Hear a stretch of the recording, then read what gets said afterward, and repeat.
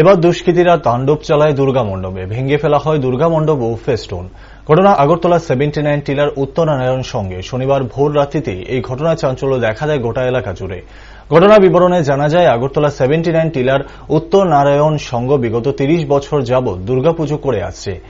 এইবারও পুজো আরাধনা তারা ব্রতী হয়েছেন এলাকার সকলেই সহযোগিতায়। কিন্তু শনিবার ভোর রাতে 1:30টার সময় গাড়ি দিয়ে ধর্মজিৎ সরকারের নেতৃত্বে একদল দুষ্কৃতী বাহিনী পুজো মণ্ডপে গিয়ে ভাঙচুর করেন। পুজো মণ্ডপের সামনে গিয়ে নৈশ প্রহরীকে মারধরও করেন বলে অভিযোগ করেন নৈশ প্রহরী। ঘটনা জানাজানি হতেই এলাকার লোকেরা একত্রিত হয়ে এই ঘটনার সাথে যারা জড়িত তাদের কঠোর শাস্তির দাবি জানান।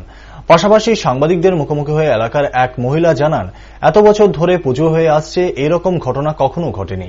এই ঘটনা কিছুতেই মেনে নেওয়া যায় না বলে তিনি অভিযোগ করেন। এই ঘটনা পরিপ্রেক্ষিতে গোটা এলাকায় আতঙ্ক বিরাজ করছে বলে তিনি জানান। এটা তো আমরা কিছুতেই মানিয়ে নিতে পারতাছি না। এত বছরে আমরা ছোট্ট থেকে এই পূজা দেখে আইছি, কোনোদিন কোনো কিছু হয়েছে না, এই ফার্স্ট প্রথম আমরা জীবনে।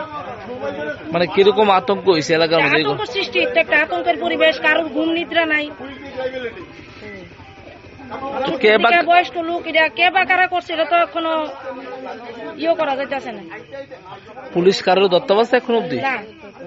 মানে এই বিষয়টা কেন, মানে কি কারণে, মানে কিছু জানা যাচ্ছে না? যেহেতু আপনার ক্লাবের অনেক লোকরা আইছে, তো জানতে পারছেন কি কারণে? এটা ওই বড়রা কইতে পারবো। কত বছর ধরে পূজা হইতেছে? অনেক বছর। তো এই জায়গাটা কি নাম? উত্তরায়ণ সংঘ। 30 বছর।